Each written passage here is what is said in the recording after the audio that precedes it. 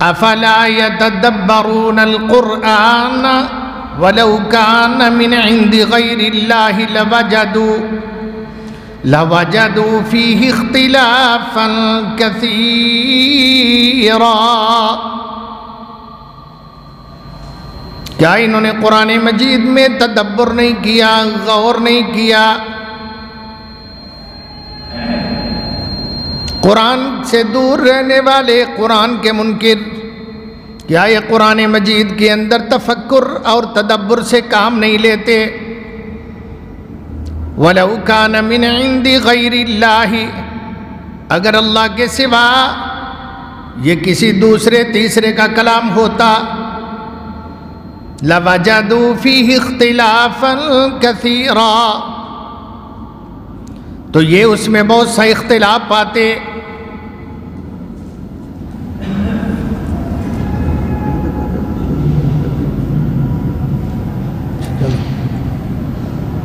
وَإِذَا جَاءَهُمْ أَمْرٌ مِّنَ الْأَمْنِ بِالْخَوْفِ أَذَاعُوا بِهِ، جب ان کے پاس کوئی آتی ہے خبر امن کی یا خوف کی تو اس کو پھیلانا شروع کر دیتے ہیں۔ وَلَوْ رَدُّوهُ إِلَى الرَّسُولِ وَإِلَىٰ أُولِي الْأَمْرِ مِنْهُمْ، اور اگر یہ رسول صلی اللہ علیہ وسلم کی جناب میں لے جاتے یا ان سمجھدار صحابہ کے پاس پہنچا دیتے، لَعَلِمَهُ الَّذِينَ يَسْتَنبِطُونَهُ مِنْهُمْ، تو وہ اس کی تہ تک پہنچتے اور اس کا کوئی حل نکالتے۔ وَلَوْلَا فَضْلُ اللَّهِ عَلَيْكُمْ وَرَحْمَتُهُ، اگر اللہ کا فضل نہ تم پر ہوتا اور اس کی رحمت درگزر نہ ہوتی، لَاتَّبَعْتُمُ الشَّيْطَانَ إِلَّا قَلِيلًا، تو پھر چند ہی بچتے تم سب شیطان کی گود میں چلے جاتے۔ فَقَاتِلْ فِي سَبِيلِ اللَّهِ، اے میرے پیغمبر اللہ کی راہ میں قتال کیا کریں۔ لَا تُكَلَّفُ إِلَّا نَفْسَكَ، آپ کو صرف اپنی جان کا اللہ نے مکلف بنایا ہے۔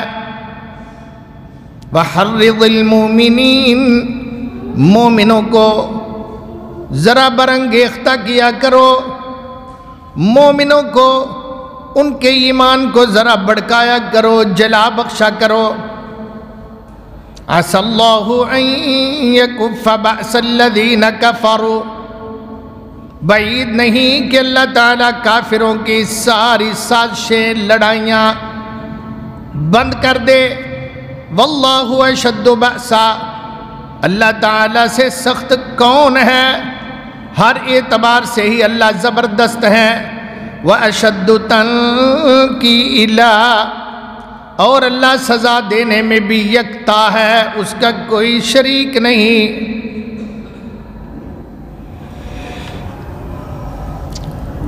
صدق اللہ العظیم۔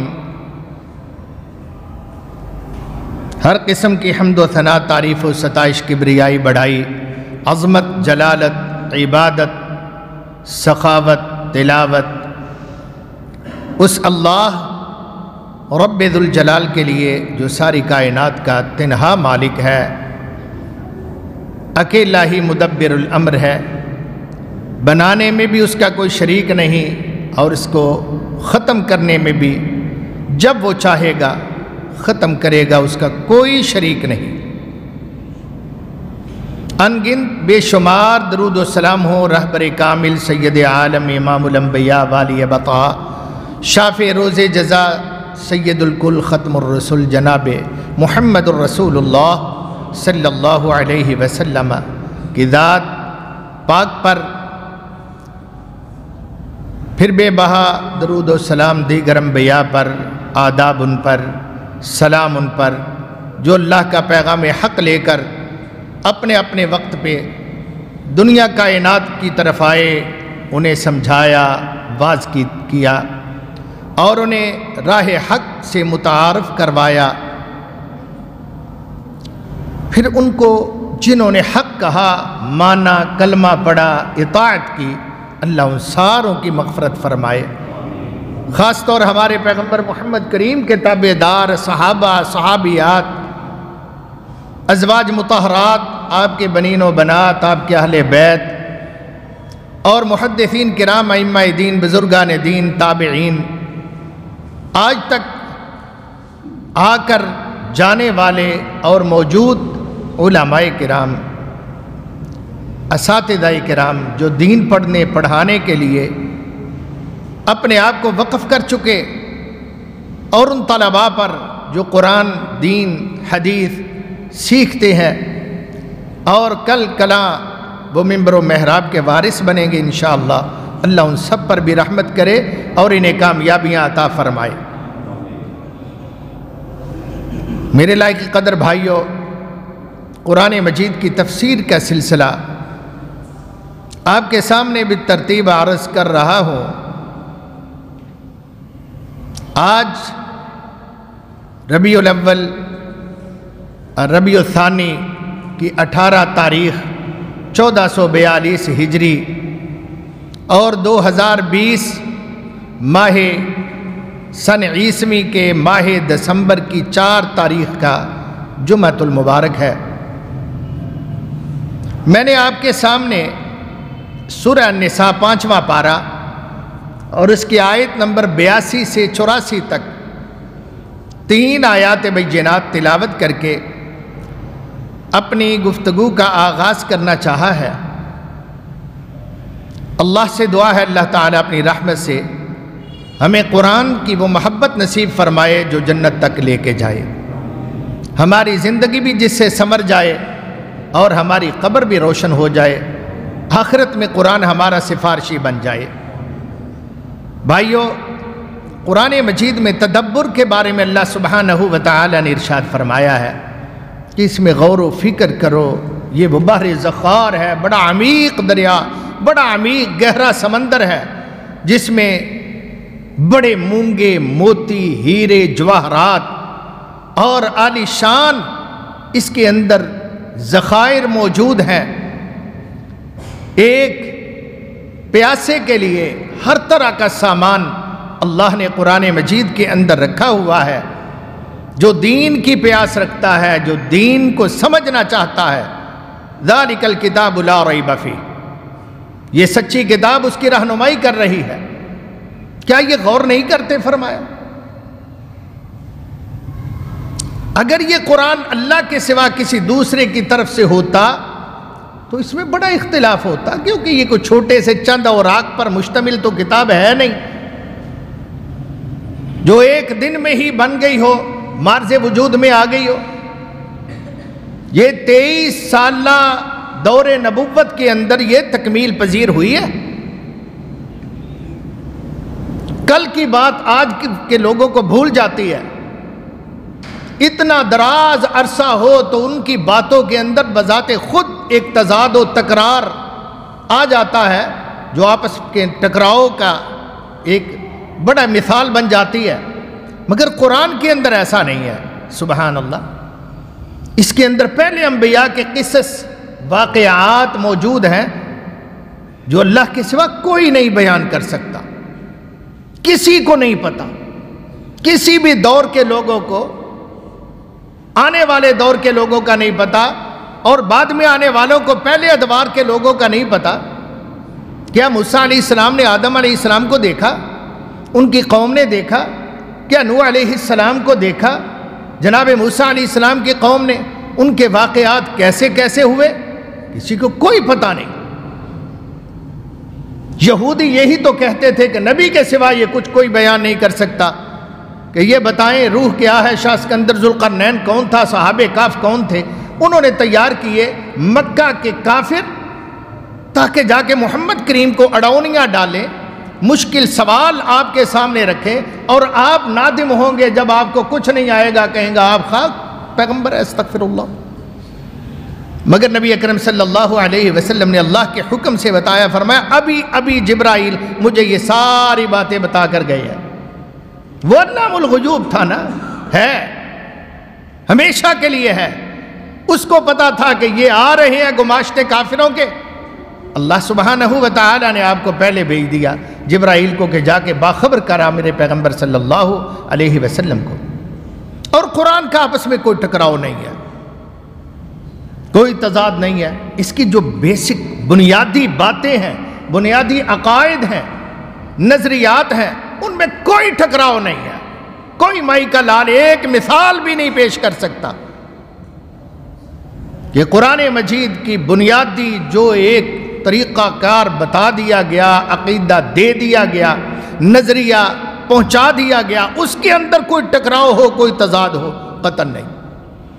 ظاہری اگر کسی کو کوئی نظر آتا ہے تو اس کا حل موجود ہے، وہ ان کی نادانی ہے، وہ اللہ سبحانہ و تعالیٰ کی رحمت ہے۔ کبھی وہ غصے میں ہوتا ہے تو سخت فیصلے کر دیتا ہے، کبھی وہ نرم ہوتا ہے تو اچھے پیارے اور ہمدردی کے فیصلے اپنے بندوں کے لیے کر دیتا ہے۔ کوئی کہے اللہ، ایک جگہ تو رب کہتا ہے کہ عزیز ذو انتقام، کہ اللہ بڑے انتقام لے، دوسری جگہ غفور الرحیم کہہ رہا ہے، تو یہ ٹکراؤ نہیں ہے۔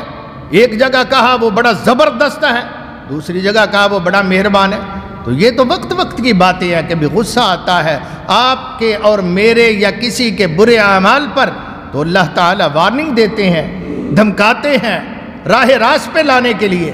اور اگر اللہ سبحانہ و تعالیٰ کبھی مہربان ہوتے ہیں، بندوں پر شفقت اور اپنی رحمت کمال کرتے ہیں، تو پھر اپنی وہ صفات جو بڑی نرمی والی، بخشنے والی، رحم کھانے والی، ان کا تذکرہ فرماتے ہیں۔ البتہ کسی کو کوئی سمجھ نہ آئے بات تو اس کو لے اڑنا نہیں چاہیے، اس کو مشہور نہیں کرنا چاہیے۔ اگر میری سمجھ میں نہیں آیا تو میں کہوں دین غلط ہے، تو یہ جہالت ہے۔ ایک گاڑی مجھے نہیں چلانی آتی، جہاز مجھے نہیں اڑانا آتا، تو میں کہوں یہ غلط ہے، یہ سارا ناکام ہے۔ نہیں، میرے سے بڑے پائلٹ، میرے سے بہترین ڈرائیور، میرے سے بہترین لوگ، قابل ترین لوگ موجود ہیں، ان کی طرف رجوع کیا جاتا ہے۔ ایک آپ مشین لاتے ہیں جاپان سے، آپ کو فہم نہیں ہے، آپ مشورہ کرتے ہیں دوسرے لوگوں سے، وہ آ کے اس کا حل نکال دیتے ہیں کہ یوں چلے گی، اس کا یہ حل ہے، اس کا یہ طریقہ کار ہے۔ تو کیا قرآن مجید میں ایسا کوئی بات نہیں؟ تھوڑی سی بات ہوئی لے کر اڑے۔ اللہ فرماتے ہیں وَإِذَا جَاءَهُمْ أَمْرٌ مِّنَ الْأَمْنِ وَالْخَوْفِ أَذَاعُوا بِهِ، اس کو لے اڑتے ہیں۔ یہ اچھا نہیں ہے۔ ان کو چاہیے تھا اپنے سے بہتر عظیم شخصیت جناب محمد رسول اللہ کے دربار میں لے آتے، اس کو آپ کو پیش کر کے کہ اس مشکل کا حل درکار ہے جناب۔ یا صحابہ رضوان اللہ علیہم اجمعین جو کہنہ مشق تھے، علم میں پختہ تھے، اللہ نے ان کی رحمت اپنی سے ذہنی فراخی عطا فرمائی تھی، ذہنی دریچے واقعے ہوئے تھے، ان کو چاہیے تھا کہ باخبر کرتے، ان سے حل پوچھ لیتے۔ آج بھی ایک مسئلے کا حل میرے پاس نہیں ہے تو کیا دنیا کے اندر میرے سے بڑا کوئی نہیں ہے؟ میں تو بہت ہی خاکسار ہوں، اہل علم کی جوتیوں میں بیٹھنے کے لائق طالب علم بڑے بڑے علماء موجود ہیں، ان کی طرف رجوع کر لیا جائے، اور میں خود بھی کبھی کر لوں گا۔ بھئی یہ مسئلہ مجھ سے پوچھا گیا ہے، مجھے سمجھ نہیں آئی۔ اگر محمد کریم صلی اللہ علیہ وسلم جبرائیل کی طرف رجوع کرتے ہیں، ایک مسئلہ پوچھا گیا، آپ نے فرمایا میں کل بتاؤں گا، تو جبرائیل کو پوچھ کر بتا دیا، تو کیا عالم دین کے لیے نہیں ہے؟ ہم کہتے ہیں پہلے تو اس عالم دین کو دھے زمین پر مارتے ہیں، وہ انہوں ہوتا ہی کچھ نہیں، سوال آئے پوچھا، جواب ہی کوئی نہیں انہوں آیا، کہندہ جی میں نے نہیں پتا۔ مگر در حقیقت آپ کو پتا نہیں ہے اس بات کا کہ کسی عالم کو اگر مسئلے کا نہیں پتا اور وہ لا اعلم کہہ دے کہ مجھے نہیں بھائی پتا اس کا، یہ بھی اس کے عالم ہونے کی نشانی ہے، یہ علم کی نشانی ہے، کیونکہ اللہ تعالیٰ نے فرمایا وَلَا تَقْفُ مَا لَيْسَ لَكَ بِهِ علم، جس کا تجھے علم نہیں ہے اس کے متعلق قیاس آرائیاں نہ کرنا، کسی اپنے سے اللہ کی طرف رجوع کر لینا۔ ان السمع والبصر والفؤاد کل اولئک کان عنہ مسئولا، ذہنی گھوڑے دوڑانا، سوچو کہ ٹیوے لگانا دین کے اندر قطعاً جائز نہیں ہے۔ تو کسی بہتر کی طرف کوئی ملکی معاملہ ہو، کوئی دینی معاملہ ہو، کوئی گھریلو پریشانی ہو، لا ینحل مسئلہ ہو، تو اس کے حل کے لیے اپنے سے بہتر کی طرف رجوع کرو، یہ دین ہمیں سکھاتا ہے۔ لَعَلِمَهُ الَّذِينَ يَسْتَنبِطُونَهُ مِنْهُمْ وَلَوْلَا فَضْلُ اللَّهِ عَلَيْكُمْ وَرَحْمَتُهُ، اگر اللہ کا فضل و رحمت نہ ہوتا تو یوں تو تم بھٹک جاتے، لَاتَّبَعْتُمُ الشَّيْطَانَ إِلَّا قَلِيلًا، چند کے سوا تم شیطان کے ہتھے چڑھ جاتے۔ میرے بھائیوں، یہ قرآن مجید ہے، اس نے ہمیں جہاد بھی سکھایا، قتال بھی سکھایا۔ اس قرآن مجید نے ہمیں ہر معاملے میں، عبادات میں بھی رہنمائی کی۔ اللہ تعالیٰ نے ایک ایک معاشرتی مسئلہ، ایک ایک معاملہ، میاں بیوی کا تعلق، باپ بیٹے کا تعلق، اولاد کا تعلق، بہن بھائیوں کا رشتہ، ایک ایک چیز رسول اللہ صلی اللہ علیہ وسلم کے ذریعے اللہ نے مکمل کر کے اعلان کروا دیا۔ رسول پاک کی زندگی کے آخری ایام میں الیوم اکملت لکم دینکم، آج دین مکمل ہو چکا ہے۔ کافر بلا شک آندھی کی طرح اٹھتے ہیں، اور جب اٹھتے ہیں بعض اوقات اچھے بھلے آنکھوں والوں کو کچھ نظر نہیں آتا۔ آندھی جب اٹھتی ہے تو مشکل ہوتی ہے، ان طوفانی آندھیوں کے اندر نظر نہیں آتا، کچھ دکھائی نہیں دیتا، مگر زیادہ دیر نہیں وہ رہتی، وہ بیٹھ جاتی ہے۔ قرآن مجید کی طرف رجوع کرو، بس ایک ہی حل ہے ہمارے پاس، اس سے بہتر کائنات میں کوئی نعمت، کوئی کتاب نہیں ہے، کوئی شان والی چیز نہیں ہے۔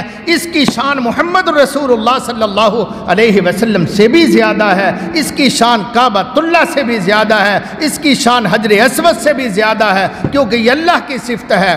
رسول محترم صلی اللہ علیہ وسلم بہت ذی شان ہے، بڑے عالی شان مرتبت والے پیغمبر ہے، مگر ہے تو امتی، ہے تو مخلوق ہے۔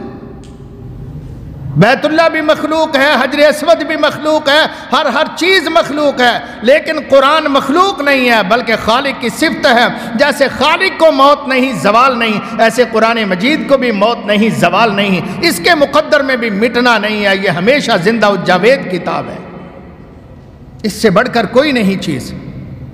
اس لیے بھائیو، اللہ فرماتے ہیں فَلَا يَتَدَبَّرُونَ الْقُرْآنَ، قرآن میں تفکر کرو، تدبر کرو، غور و فکر کرو۔ اگر کامیابی چاہتے ہو تو اپنے اپنے فرقوں، اپنے اپنے اماموں، اپنے پیروں، اپنے فرقہ پرست مولویوں کو ہمیشہ کے لیے چھوڑ دو، انہیں 3 طلاقیں دے دو، 4 تکبیریں پڑھ کے ان کو اللہ کے سپرد کر کے ختم کرو ان کا معاملہ، ان کا پیچھا چھوڑو، اور اس دین پر آ جاؤ جو سب سے بہترین قرآن کی طرف بلاتا ہے، اللہ کی بات کی طرف بلاتا ہے، اللہ تعالیٰ کی طرف دعوت دیتا ہے، اور سب سے بہترین طریقہ حضرت محمد کریم صلی اللہ علیہ وسلم کا طریقہ بتاتا ہے کہ سب سے بہترین بات دنیا کے اندر رب کے قرآن کی ہے۔ ان خیر الحدیث کتاب اللہ، یہ کون کہہ رہا ہے؟ محمد رسول اللہ صلی اللہ علیہ وسلم فرما رہے ہیں، ہر خطبہ میں پڑھتے تھے، منبر پر اعلان کرتے تھے، اور لوگوں سب سے بہترین بات اللہ کے قرآن کی ہے، اور سب سے بہترین راستہ محمد رسول اللہ کا راستہ ہے صلی اللہ علیہ وسلم، اور یہی نجات کا ضامن ہے۔ آپ نے فرمایا تھا ترکت فیکم امرین، 2 چیزیں دے کر جا رہا ہوں، لن تضلوا ما تمسکتم بہما، اگر ان دونوں کو مضبوطی سے تھامو گے، ان پر عمل کرو گے، چلو گے، مجھے رب کعبہ کی قسم تم کبھی گمراہ نہیں ہوگے۔ کتاب اللہ و سنت رسولی، اللہ کے قرآن کو لے لو، رسول اللہ کی سنت کو لے لو صلی اللہ علیہ وسلم۔ فرمایا جو اس راہ پر چلے گا، ترکتکم علی صراط بیضاء محجۃ لیلھا کنہارھا، اس کی راتیں بھی دنوں کی طرح روشن ہوں گی، وہ اندھیروں میں نہیں بھٹکے گا۔ یہ قرآن حبل اللہ المتین ہے، اللہ کی مضبوط رسی ہے، جو اس کو لیتا ہے وہ کبھی گرتا نہیں ہے، اس کو پکڑ لو مضبوطی سے، گرنا تمہارے مقدر میں نہیں رہے گا۔ بھائیو، قرآن و حدیث سے محبت کی ضرورت ہے۔ اینک ہے نا، یہ ورق میرے سامنے پڑا ہوا ہے، میں اگر نیلی اینک لگاؤں گا یہ نیلا نظر آئے گا، باہر کی دھوپ بھی نیلی نیلی نظر آنا شروع ہو جائے گی۔ کالی اینک لگاؤں گا سب کچھ کالا نظر آئے گا، مجھے سفید پیج بھی کالا نظر آئے گا، آپ کے سفید کپڑے بھی مجھے کالے کالے نظر آئیں گے۔ کوئی بھی کلر لے لو گے، وہ کلر ساروں پر ہی افیکٹ کرے گا، ساری چیزوں پر ہی اثر انداز ہوگا، تو کیوں نہ کیا جائے کہ کسی کلر کی طرف نہ جایا جائے۔ اگر ہم حنفیت کی اینک لگائیں گے تو ہمیں قرآن و حدیث بھی بس اسی طرح کا ہی نظر آئے گا۔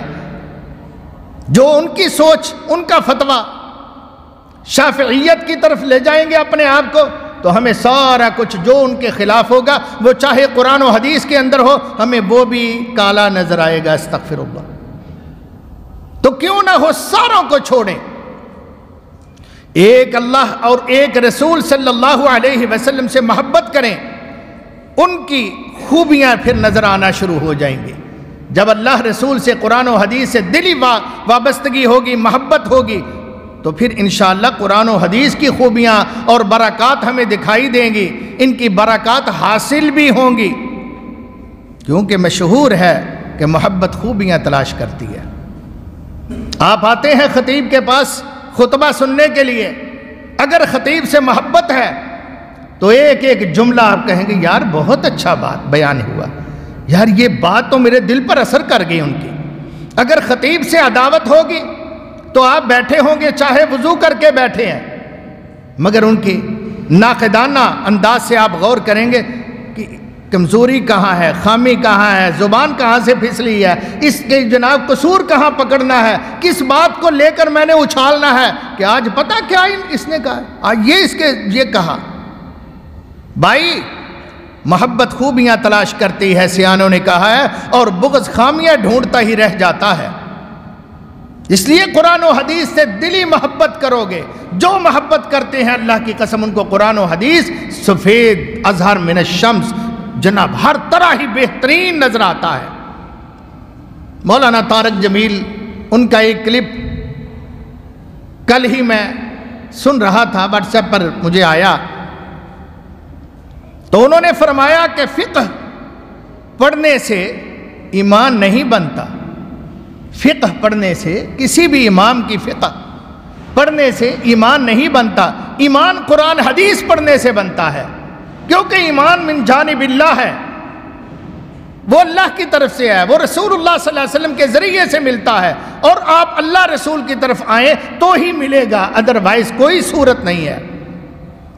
یاد رکھو، مسالک 4 ہوں یا 14 ہوں یا 40 ہوں یا 73 فرقے بن جائیں، امام 4 ہوں یا 4000 ہوں، نجات صرف قرآن و حدیث پر چلنے سے ہی ملے گی، کسی اور پر نہیں چلنے سے ملے گی، کسی کا دامن پکڑنے سے نہیں، کیونکہ اللہ سبحانہ و تعالی نے کسی کو ہمارے لیے سند بتایا ہی نہیں، ہمارے لیے نمونہ کہا ہی نہیں ہے،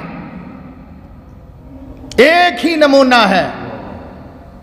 آدم علیہ السلام کو بھی اللہ نے ہمیشہ کے لیے نمونہ نہیں فرمایا، قرآن مجید میں 1,00,000 کم و بیش 24,000 انبیاء آئے، سوائے محمد رسول اللہ صلی اللہ علیہ وسلم کے اللہ نے کسی کو بھی اگلوں پچھلوں کے لیے نمونہ نہیں کہا، وہ ایک ہستی ہے۔ لَقَدْ كَانَ لَكُمْ فِي رَسُولِ اللَّهِ أُسْوَةٌ حَسَنَةٌ، صرف محمد کریم تمہارے لیے نمونہ ہے۔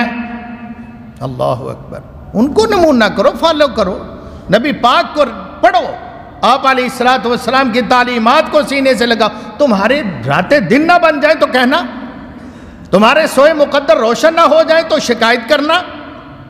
ہمارے وزیر اعظم فرماتے ہیں آج اپنی ناکامیوں کو چھپانے کے لیے کہ ریاست مدینہ کا کوئی بٹن نہیں ہے میرے پاس جو میں دبا دوں اور ریاست مدینہ قائم ہو جائے۔ اللہ اکبر، اس کے لیے وقت درکار ہے۔ وزیر اعظم صاحب، آپ کا وقت ختم ہو جانا ہے، آپ کی ٹرم مکمل ہو جانی ہے، آپ نے کچھ نہیں کر سکنا۔ اگر آپ کا عزم ایسا ہی رہا تو یاد رکھیے گا آپ ناکامیاں آپ کا مقدر ہوں گی، اور اگلی باری بھی آپ کو انشاءاللہ نہیں ملے گی اگر ناکامی میں لوٹ گئے تو۔ ہاں آؤ قرآن و حدیث پر قدم اٹھا لو، رزق لے لو، جان کی بازی لگا دو، اقتدار کو قربان کرنا پڑے تو کر دو، آپ عزم کرو، آپ کو بٹن اللہ بتاتا ہے۔ قرآن ریاست مدینہ کا بٹن ہے، حدیث ریاست مدینہ کا بٹن ہے، اس کو دباؤ گے، اس پر عمل کرو گے، معاملے سیدھے ہو جائیں گے۔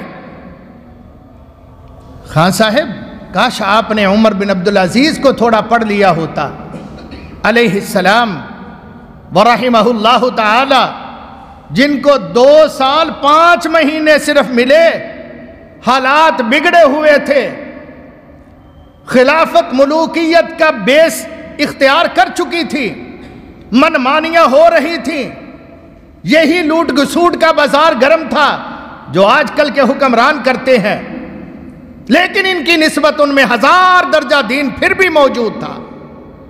وہ وقت کا حکمران امام بھی ہوا کرتا تھا مسجد کا، وہ وقت کا حکمران خطیب بھی ہوا کرتا تھا اپنی مرکزی مسجد کا، وہ دین پر بھی عمل کرتے، دین کو بھی جانتے سمجھتے بوجھتے تھے، لیکن کمزوریاں بہت آ چکی تھیں۔ 2.5 سال سے بھی کم عرصہ انہیں ملا، انہوں نے ریاست مدینہ آتے ہی قائم کر کے دکھائے، سارا نظام بدل دیا، اپنی بیوی سے آغاز، اپنے گھر سے آغاز کیا، کہا میرا تیرا نباہ تبھی ہو سکتا ہے کہ جو تیرے باپ نے جہیز دیا ہے وہ قومی ملک ہے، اس کو واپس کرنا ہوگا۔ اس نے کہا لبیک، اپنے سے شروع کیا اور ایسا نظام قائم کیا کہ اللہ کی رحمت سے رہتی دنیا تک ان 2 عمروں کا نام کوئی دنیا نہیں ختم کر سکتی۔ ایک عمر خطاب کا بیٹا ہے، ایک عمر عبدالعزیز کا بیٹا ہے، اللہ دونوں پر کروڑہا رحمت نازل فرمائے۔ بھائیو، یہ قرآن ہے دین کا بٹن، قرآن و حدیث پر عمل کرو، قرآن و حدیث پر عمل کرنے سے تمہارے سوئے مقدر جاگ جائیں گے۔ پوری امت مسلمہ کے لیے ضروری ہے کہ قرآن مجید پر عمل کرے۔ نمبر 1، 5 حق ہیں، ان کا دھیان کرے، ان کو لازمی فالو کرے۔ سب سے پہلا، قرآن مجید کو سچ مانے، وہاں پڑھا ہوا ہے قرآن مجید، کہے یہ اللہ کی سچی کتاب ہے، اس میں کوئی شک نہیں ہے، یہ لا ریب کتاب ہے، بے عیب کتاب ہے۔ اس کے بعد دوسرا حق کیا ہے کہ قرآن مجید کو پڑھے، قرآن مجید کو پڑھے۔ تیسرا حق ہے کہ قرآن مجید کو سمجھے۔ چوتھا حق یہ ہے کہ قرآن مجید کو سمجھ کر اس پر عمل کرے۔ 5واں حق یہ ہے کہ قرآن مجید پر عمل کرنے کے بعد اس کا مزہ چکھ کے، اس کی برکات لے کر، اس کی گہرائیوں تک پہنچ کے آگے بیان کرے، اس کو آگے پہنچائے۔ اتنی بند ہو گئی، اسپیکر تارے لگے ہوئے۔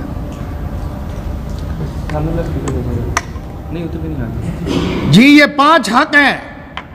آئیے بالترتیب اللہ کی توفیق و رحمت سے میں آپ کے سامنے ان 5 حقوق جو قرآن مجید کے ہیں، ان 5 حقوق کو آپ کے سامنے میں عرض کرنے کی کوشش کرتا ہوں۔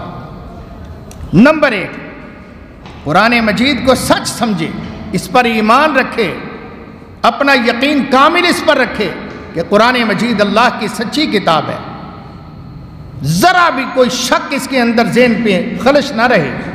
قرآن کہتا ہے آمن الرسول بما انزل الیہ من ربہ والمؤمنون، رسول پر بھی لازم ہے کہ اس قرآن پر ایمان لائیں، اور رسول صلی اللہ علیہ وسلم کے تابع داروں پر بھی لازم ہے کہ اس قرآن مجید پر پختہ ایمان رکھیں۔ بما انزل الیہ من ربہ، جو بھی اللہ نے نازل فرمایا ہے اس کے مکمل دین کو سچا اور برحق سمجھنا اللہ تعالیٰ کے نازل کردہ ہر مسلمان پر لازم ہے۔ یہ ہے ایمان، یہ لازم ہے کہ ایمان ایسا مضبوط ہو۔ کیسا؟ ہم نے قرآن نہ اترتے دیکھا، نہ جس پر اترا اس کو دیکھا، نہ لانے والے کو دیکھا، اور بھیجنے والے کو تو کسی نے بھی نہیں دیکھا، مگر ہمارا ایمان کیسا ہونا چاہیے؟ وہ صحابی کی طرح جس نے کہا تھا یا رسول اللہ صلی اللہ علیہ وسلم، جب آپ نے اس سے پوچھا کیف اصبحت، صبح کیسے کی؟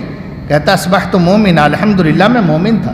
کیف امسیت، رات کیسے تھی؟ الحمدللہ امسیت مومنا۔ ماشاءاللہ بڑے دھڑلے سے جواب دے رہا، تیرے ایمان کی کیا کیفیت تھی؟ عرض کرتا ہے یا رسول اللہ 7ویں آسمان سے جنت نکل کر میرے سامنے اتر کے آ جائے، 7ویں زمین کے نیچے سے دوزخ نکل کے میرے سامنے آئے، میں جنت کو آنکھوں سے دیکھوں، دوزخ کو آنکھوں سے دیکھوں، اللہ کی قسم اتنا بھی اضافہ میرے علم میں نہیں ہو سکتا اس سے جو میں نے آپ سے سن کر اپنا ایمان بنا لیا ہے، کوئی اضافہ نہیں ہوگا، اتنا کہ کامل و اکمل۔ رب کریم فرماتے ہیں کہ ہر قسم کے شک و شبہ سے بالا تر ہو کر اس قرآن مجید پر ایمان لانا ہر ایک کا کام، ہر ایک کے لیے ضروری ہے۔ اللہ اکبر۔ دوسری بات، قرآن مجید پر ایمان لانے کے بعد اس کی تلاوت کرنی۔ ہم کرتے ہیں تلاوت؟ ساڑھے کو ٹائم ہی نہیں۔ آپ کرتے ہیں؟ نہیں، میں تو پڑھیا ہی نہیں۔ ہاں، بڑی بڑی ڈگریاں حاصل کر لی ہیں، دنیاوی تعلیمات کی، انجینئر بن گئے، ڈاکٹر بن گئے، مگر قرآن مجید کے لیے بیچارہ مفلوج ہے، قرآن مجید کے لیے معذور ہے، اس کو قرآن نہیں آتا۔ جبکہ قرآن کا پہلا حکم وَاتْلُ مَا أُوحِيَ إِلَيْكَ مِنْ كِتَابِ رَبِّكَ، اپنی کتاب رب کی کتاب کی تلاوت کیا کرو۔ سب سے اتھنٹک بات تو ہے یہ لا مبدل لکلماتہ، جس کو کوئی بدل نہیں سکتا، سچی اور برحق بات۔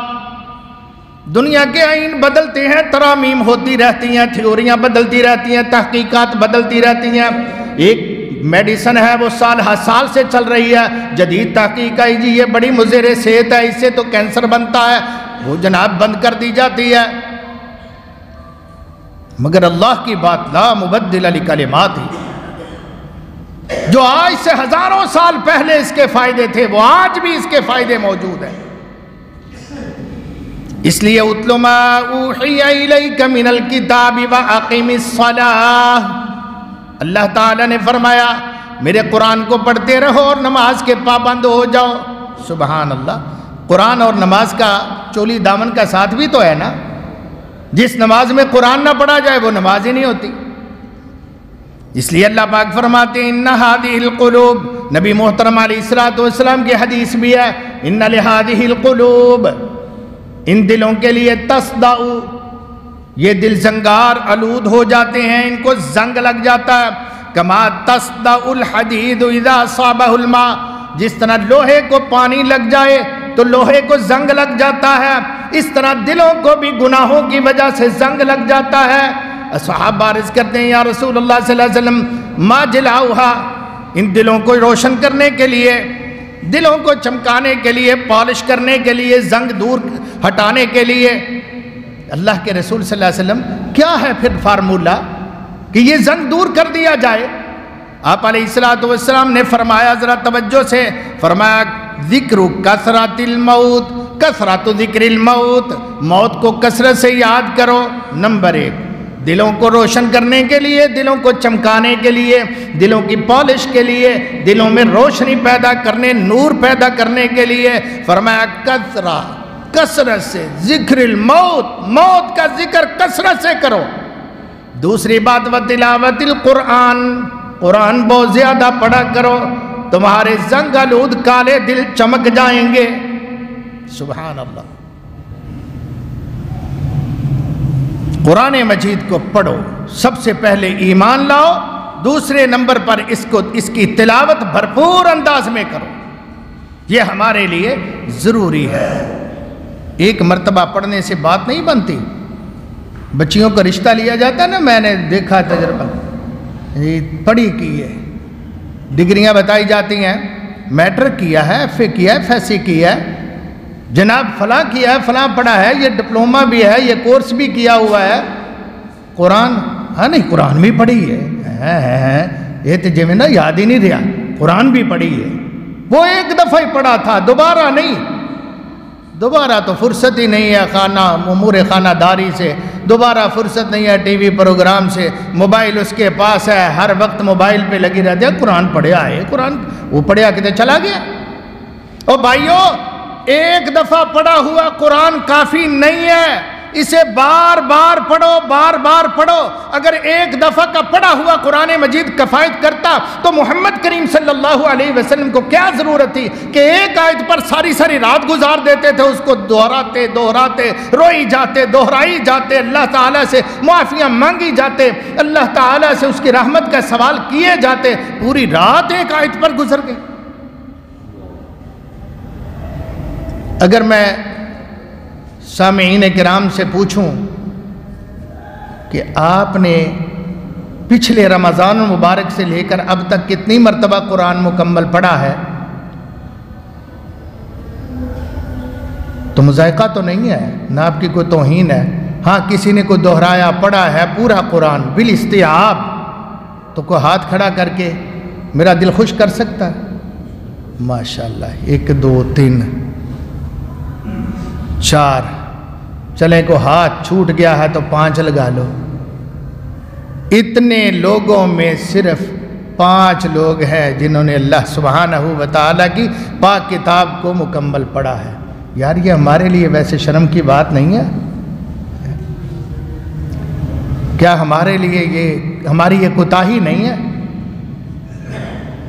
میرا خیال ہے اگر میں کہوں کہ پچھلے رمضان سے آج تک یہ جو 1.5 سال کے لگ بھگ عرصہ گزر رہا ہے، کتنے لوگوں نے قرآن پڑھا ہے ایک مرتبہ، تو شاید کوئی اضافہ نہ ہو کہ پچھلے سال ایسے پڑھیا سے۔ یار ہماری زندگیاں گزر جائیں میرے پیارے بھائیوں، میری بہنوں، زندگیاں گزر جائیں اور ہم قرآن نہ ایک دفعہ بھی پڑھیں۔ ہاں اگر میں پوچھوں کہ روزانہ اخبار کون پڑھتا ہے، تو میرا خیال ہے کہ بہت سارے ہاتھ کھڑے ہوں گے۔ روزانہ خبریں کون سنتا ہے ٹی وی پر، بہت سارے ہاتھ نمایاں ہو جائیں گے، مگر قرآن کی باری ہم بیٹھ جاتے ہیں۔ اخلد الی الارض واتبع ہواہ، میں اس کا نام، اس کی آیت یہاں پہ فٹ کروں تو زیادتی نہیں ہوگی انشاءاللہ۔ ہم زمین پر ہی بیٹھ گئے، چمٹ گئے زمین پر، یعنی بہ ہی گئے، پٹھائی بہ گیا ساڈا۔ واتبع ہوا، اپنی مرضیوں کے پیچھے لگے ہوئے ہیں۔ ایک مرتبہ بھی قرآن نہیں پڑھا، اور جو دن رات قرآن پڑھتے ہیں اس کا اور آپ کا کتنا فرق ہے؟ آپ کے اور اس کے مقدر برابر ہیں؟ کیا آپ ان دین کے طلباء کا مقام پا سکتے ہیں؟ اور یار اگر دین کے طلباء کی شان کو نہیں پہنچ سکتے تو علماء کی شان پا لیں گے؟ بار بار پڑھو۔ اگر ایک دفعہ کا پڑھا کافی ہوتا تو ہر سال جبرائیل آ کے رسول اللہ صلی اللہ علیہ وسلم کے ساتھ دور نہ کرتے۔ ہر رمضان میں رسول اللہ صلی اللہ علیہ وسلم پورا قرآن مصلی پر بھی پڑھتے، تو نمازوں میں پڑھتے، نوافل میں پڑھتے، اور پورا قرآن جبرائیل کو سناتے۔ جبرائیل رسول اللہ کو قرآن سناتے۔ جبرائیل بھی حافظ قرآن، محمد بھی حافظ قرآن صلی اللہ علیہ وسلم۔ حالے بھی حافظ قرآن تو چنگا ہی نہ لگے۔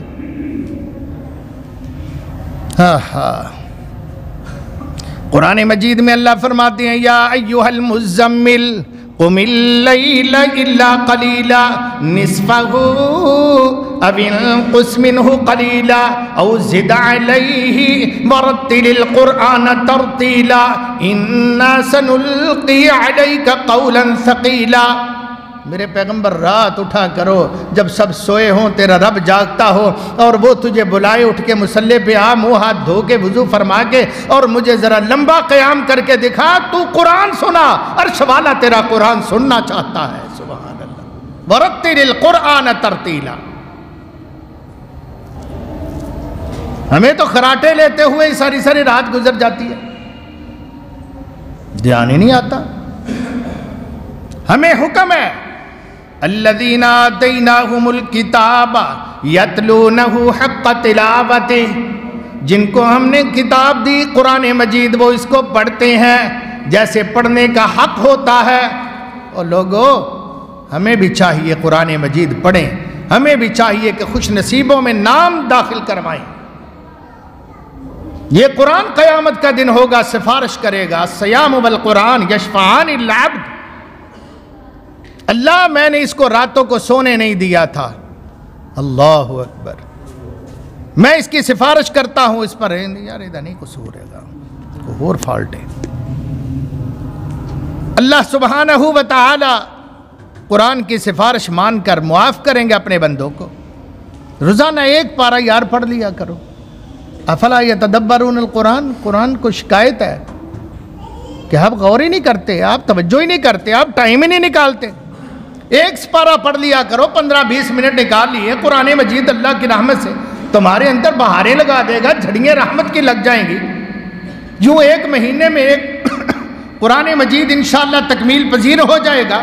بعض صحابہ تو 3 دن میں قرآن پڑھ لیا کرتے تھے، اور اکثر صحابہ ہفتے میں قرآن پڑھ لیا کرتے تھے، بعض تو 1 دن میں قرآن مجید پڑھ لیا کرتے تھے۔ ہمیں دنیا جہاں کی باتیں آتی ہیں، مگر نہیں آتا تو اللہ کا قرآن نہیں آتا یا نماز نہیں آتی۔ ہاں، قرآن مجید کی بات کر رہا ہو، اتنے 5 ویلے جڑے نماز پڑھنے ایسی اللہ کی قسم اٹھا کے کہنا، آپ حضرات سے اگر نماز سنی جائے تو اکثر ایسے ہوں گے، شاید 10% ہوں کم و بیش جن کو نماز آتی ہو، اکثر کو نماز نہیں۔ بڑے بڑے تہجد گزار ہیں، میں نے سن کے دیکھی ہے، انہیں نماز نہیں آتی۔ اور بہت سارے نمازی ایسے ہیں جن کو نماز میں قل ہو اللہ یا 1-2 سورتوں کے سوائے کچھ نہیں آتا، ہر رکعت قل ہو اللہ پہ اٹر کھاتے رہتے ہیں۔ ہائے کیوں؟ آپ کا نہیں جی چاہتا کہ قرآن مجید ہمارے سینے کی رونق بن جائے؟ چلیں، قرآن مجید پر ایمان لانا، قرآن مجید کو پڑھنا، تیسرے نمبر پر قرآن مجید پر تفکر کرنا، تدبر کرنا، یہ بھی حق ہے۔ قرآن کہتا ہے ان فی ذالک لآیات لقوم یتفکرون، تفکر کرنے والے بہت کچھ سیکھ جاتے ہیں۔ کبھی رب فرماتے ہیں وَأَنزَلْنَا إِلَيْكَ الذِّكْرَ لِتُبَيِّنَ لِلنَّاسِ مَا نُزِّلَ إِلَيْهِمْ وَلَعَلَّهُمْ يَتَفَكَّرُونَ، یہاں تفکر بھی ہے، تبین بھی ہے اس آیت کے اندر۔ وَلَقَدْ يَسَّرْنَا الْقُرْآنَ لِلذِّكْرِ فَهَلْ مِن مُدَّكِرٍ، کوئی ہے نصیحت حاصل کرنے والا؟ ہم نے تو قرآن کو آسان بنا دیا۔ جاؤ دنیا کی کوئی کتاب بتاؤ چند اوراق پہ مشتمل، ایک قرآن مجید کا سپارہ کیا آدھے پارے کے برابر، کوئی اردو کی، کوئی انگلش کی، کوئی کسی زبان کی، کسی بھی چیپٹر، کسی بھی موضوع اور عنوان کی کوئی ایک کتاب دکھاؤ جس کا دنیا میں کوئی حافظ ہو۔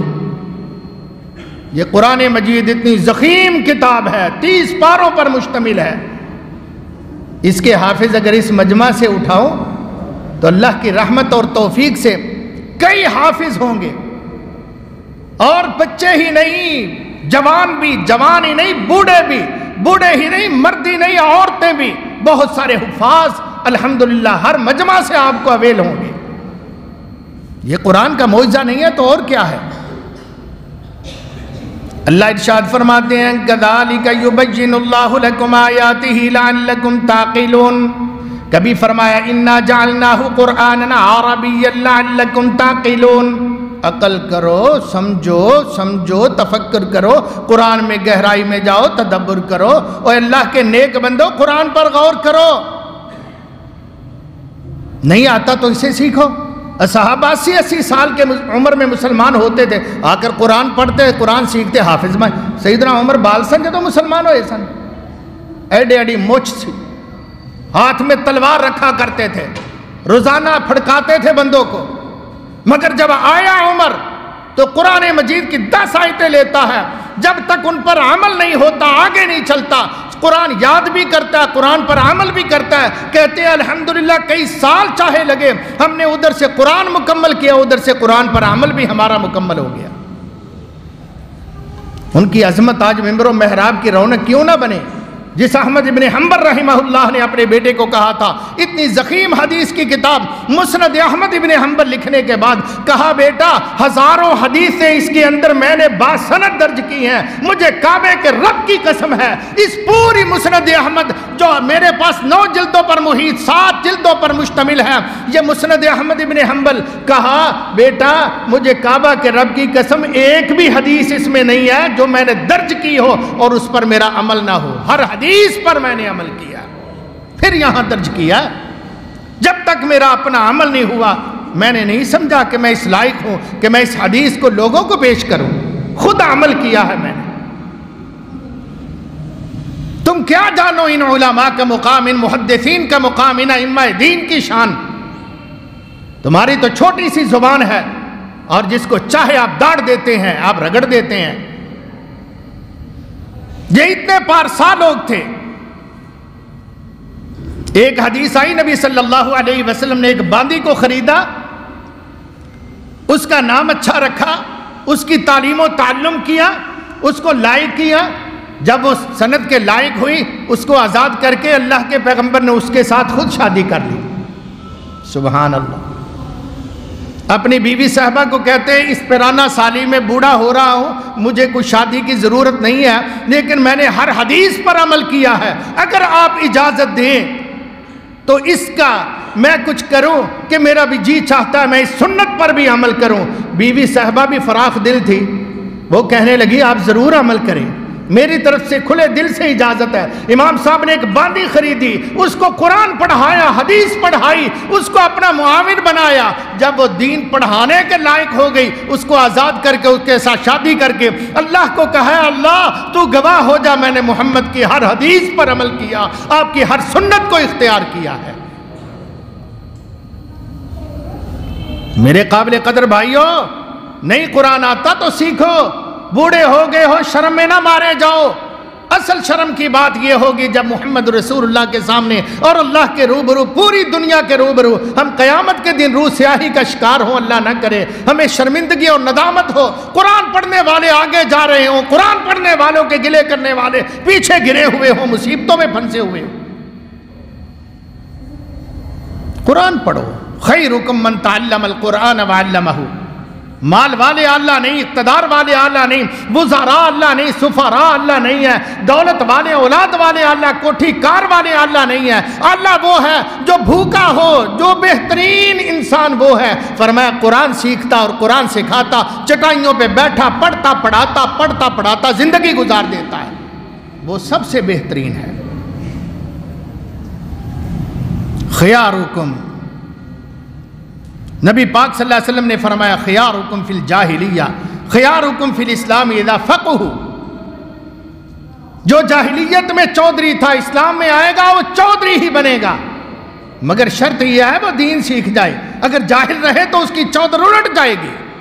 دین والے کو مصلی پر لایا جائے گا، علم والے کو ممبر پر کھڑا کیا جائے گا، کھڑا ہونا اللہ نصیب کرے گا۔ بڑے بڑے چودھری، بڑے بڑے بادشاہ، بڑے بڑے حکمران، صدور وزراء وہ پیچھے ہوتے ہیں۔ ایک غریب سا جس کو 5-7 ہزار 10 ہزار روپیہ تنخواہ ملتی ہے بیچارہ، وہ مصلی پر ہوتا ہے، سارے پیچھے ہوتے ہیں۔ وہ جب تک اللہ اکبر نہ کہے مجال ہے کوئی سر اٹھائے۔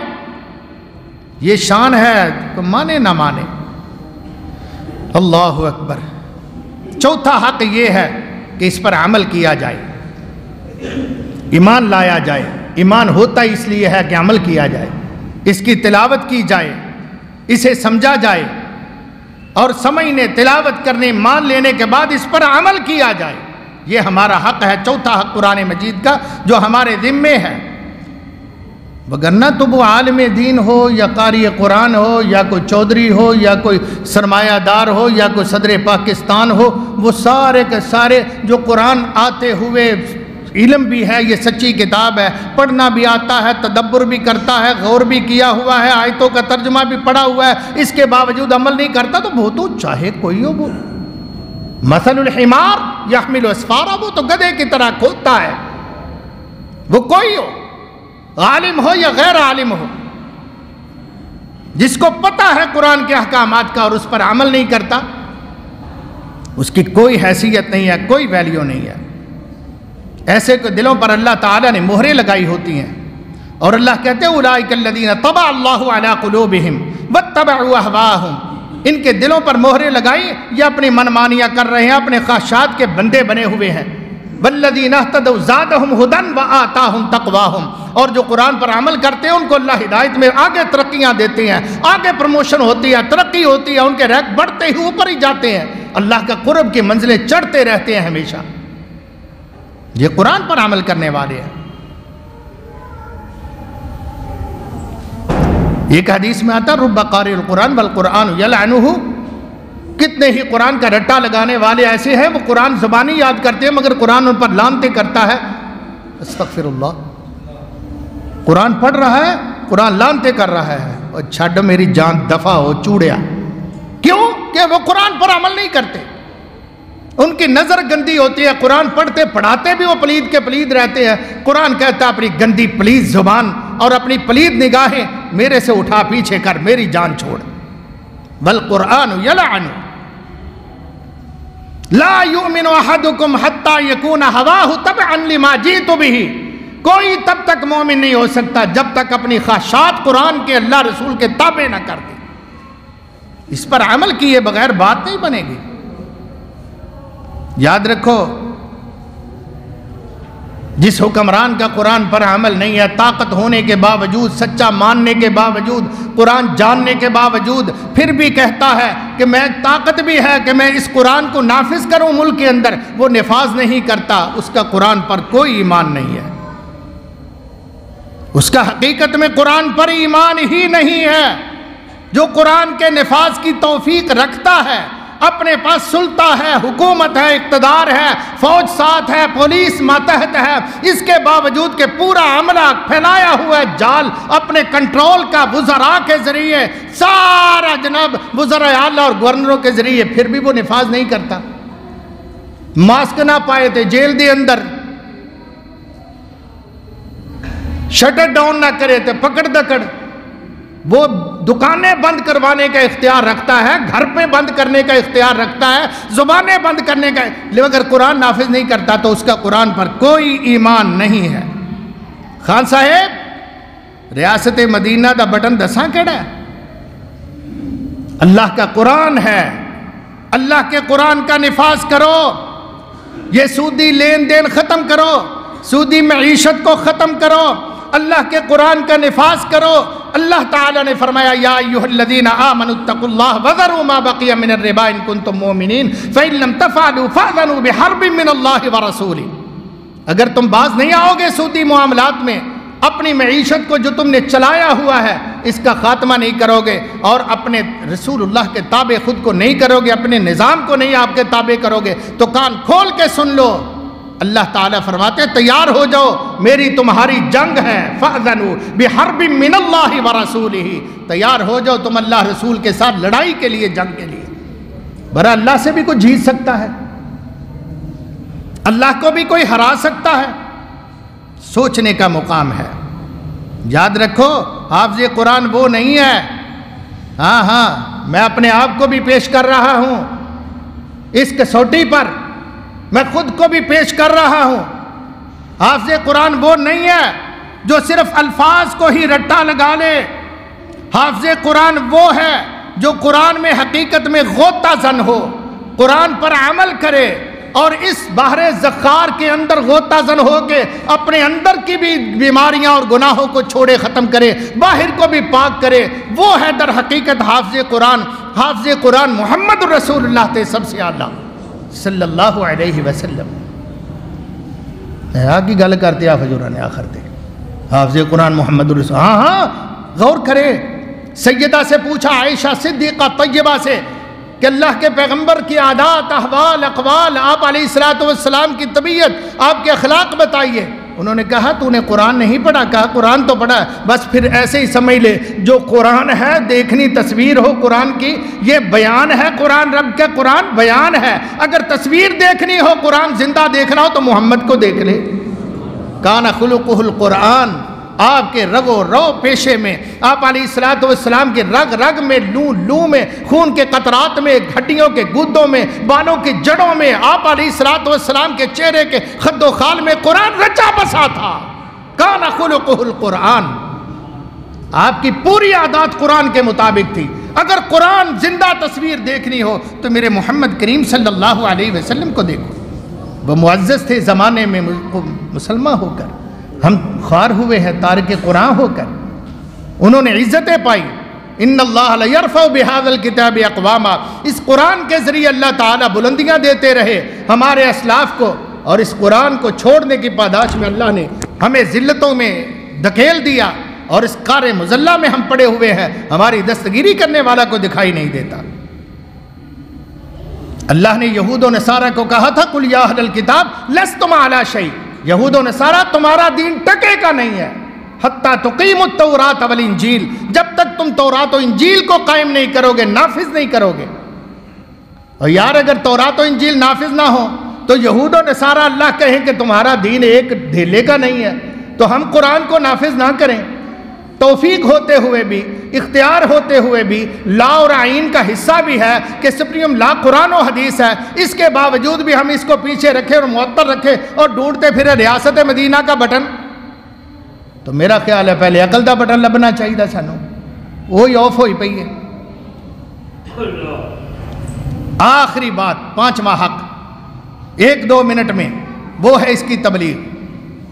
اس کی تبلیغ کرو، تبیین کرو، آگے پہنچاؤ۔ رسول محترم صلی اللہ علیہ وسلم پر اللہ نے قرآن نازل فرمایا اور فرمایا وَأُوحِيَ إِلَيَّ هَذَا الْقُرْآنِ لِأُنذِرَكُمْ بِهِ، مجھے یہ اللہ نے قرآن دیا ہے تاکہ میں اس کے ساتھ تمہیں ڈراؤں، باخبر کروں تمہارے مستقبل سے، تمہارے احوال قبر سے، تمہارے احوال آخرت سے، میں تمہیں باخبر کروں۔ مجھے اللہ نے ذمہ دار اس کا بنایا ہے۔ یا ایھا الرسول بلغ ما انزل الیک من ربک، اے میرے پیارے رسول صلی اللہ علیہ وسلم اس قرآن کو آگے پہنچاؤ۔ لوگوں، قرآن سے بڑھ کر کوئی دولت نہیں ہے، میں پھر کہتا ہوں آپ کے پاس، مگر اتنا ہی ہم نے اس کو سستا کر دیا ہے، اتنا ہی ڈی ویلیو کر رکھا ہے ہم نے کہ ہمارے پرچھتیوں پر اور ہمارے جناب گھروں میں قرآن پڑے ہوئے ہیں، اس کی ڈسٹ جھاڑتے ہوئے بھی ہمیں 6 مہینے توفیق نہیں ملتی۔ گھر کی ڈسٹنگ کرتے ہیں، فرنیچر صاف کرتے ہیں، دیواریں صاف کرتے ہیں، مگر قرآن مجید کا گھٹا بھی ہم نے نہیں کبھی جھاڑا۔ کیا جواب دیں گے ہم اللہ تعالیٰ کو؟ هو الذي بعث في الأميين رسولا منهم يتلو عليهم آياته ويزكيهم ويعلمهم الكتاب والحكمة وإن كانوا من قبل لفي ضلال مبين۔ اللہ نے اپنے محبوب رسول کو بھیجا ہے ان پڑھوں کے اندر، جاہلوں کے اندر، گدوں کے اندر، جانوروں جیسی جو زندگی گزار رہے تھے، جنہیں نہ تہذیب و تمدن کا پتہ تھا، بیٹیوں کو درگور کرتے تھے، ماں بیٹی کی پہچان نہیں تھی ان کو، زنا میں عام تھے، شراب نوشی میں بڑے رسیا اور نامور تھے، قتل و غارت گری میں ان کا نام نہیں کوئی پا سکا آج تک، ان میں رسول صلی اللہ علیہ وسلم آئے۔ یتلو علیہم آیاتی، قرآن کی آیتیں پڑھ پڑھ کر ان کو پاک کیا، مانجیا انہوں نے، جی میں پانڈا مانجی دا سلور دا، اس طرح ان کو مانج کے دھو کے ان کی میلیں اتاری۔ یتلو علیہم آیاتہ، قرآن کے ساتھ، ویزکیہم، حتیٰ کہ ان کو اندر باہر سے پاک کر دیا۔ جو ڈاکو تھے، قاتل تھے، ناک ماتھے پر ان کی لگی ہوئی تھی، کبھی نیچے نہیں ہونے پاتی تھی، اللہ کی قسم وہ مسلحوں پر راتوں کو گڑ گڑاتے تھے، روتے تھے، چیختے تھے، اللہ کے عذابات سے ڈرتے ہوئے۔ وَيُزَكِّيهِمْ وَيُعَلِّمُهُمُ الْكِتَابَ وَالْحِكْمَةَ، پھر اللہ رسول نے اپنی رحمتیں نازل فرمائیں ان پر، ان کو شرف قبولیت سے نوازا، اور میرے پیغمبر نے انہیں قرآن کا حافظ بنا دیا، حدیث کا حافظ بنا دیا۔ پورے انصار حافظ قرآن تھے، پورے کے پورے مہاجرین حافظ قرآن تھے۔ مجھے کوئی ایک نہیں آپ بتا سکتے کہ وہ فلاں تھا، اس کو قرآن اتو ویکھ کے بھی پڑھنا نہیں سی ہوندا تھا، وہ مسلمان تھا، صحابی رسول، مگر وہ قرآن کا حافظ تھا، اس کو نماز میں پڑھنے کے لیے قل ھو اللہ کے سوا کوئی صورت نہیں آتی تھی۔ اللہ کی قسم میرے پیغمبر راتوں کو چکر لگایا کرتے تھے خیموں میں، اور تہجد کے اندر قرآن پڑھنے والے عمر کو دیکھا اونچی قرآن پڑھ رہے ہیں، دنیا کا بدماش تھا یہ تو، 4 دن پہلے یہ بڑا نامور تھا، بڑا مونچھ اس کی بلند تھی، تر رہا تھا اس کا جاہلیت میں، مگر اسلام میں آیا تو اتنا دب گیا، قرآن چٹائیوں پر بیٹھ کر پڑھا، جب تک حافظ قرآن نہیں بنا عمر نے اپنے آپ کو وہاں سے آگے پیچھے ہلنے نہیں دیا۔ اونچی پڑھ رہے ہیں، آگے ابو بکر صدیق کے گھر کے پاس سے گئے، کان لگایا، آواز نہیں آ رہی، دیوار کے قریب ہوئے تو دھیمی آواز آئی، تہجد کا ٹائم ہے، قرآن پڑھ رہے ہیں۔ صبح کی نماز کے بعد دونوں کو بلایا، فرمایا ابو بکر تو میں تیرے کو لنگیا سا، بڑا آہستہ قرآن پڑھ رہا سا۔ کہنے لگے جی اسمعت من ناجیت، جس کو میں سنا رہا تھا اللہ کے رسول وہ سن رہا تھا، یعنی اللہ تو آہستہ بھی آواز سنتے ہیں، اونچی بھی۔ عمر تو بڑا بلند آواز سے پڑھ رہا تھا، تیری تو چوک سے ہی مجھے آواز آنا شروع ہو گئی۔ کہنے لگے اللہ کے پیغمبر صلی اللہ علیہ وسلم، میں اللہ کو قرآن سنا رہا تھا، وَأَطْرُدُ الشَّيْطَانِ، جو سوئے ہوئے ہیں میں چاہتا تھا وہ جاگ جائیں، وہ بھی قرآن پڑھ لیں، سبحان اللہ، اور شیطان بھاگ جائے، جو ان کو تھپکیاں دے کے سلا رہا ہے وہ بھاگ جائے قرآن کی مار کھا کے۔ آپ نے فرمایا تیری نیت بھی بڑی اعلیٰ ہے عمر، تیری نیت بھی بڑی پاک ہے۔ وہ حافظ قرآن تھی یار۔ آپ نے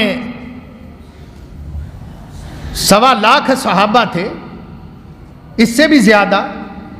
حجۃ الوداع میں آپ نے فرمایا بھئی بلغوا عنی ولو آیا، ایک آیت بھی تمہیں آتی ہے تو آگے پہنچانا۔ جتنا دین آتا ہے، کو آج مسلمان ہوئے تھے، کو کل مسلمان ہوئے تھے، کسی نے بھی نہیں کہا یار سان تے ایک بھی نہیں ہوندی کی کریے، سان تے ایک آیت بھی نہیں ہوندی۔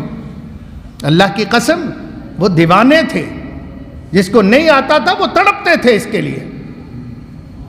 مدرسہ تھا مسجد نبوی کے اندر، صفہ ایک ڈھارا سا بنایا ہوا تھا، برآمدہ سا، کھجور کے پتوں کی چھت اس پر تھی، وہاں صحابہ کی کلاس لگا کرتی تھی۔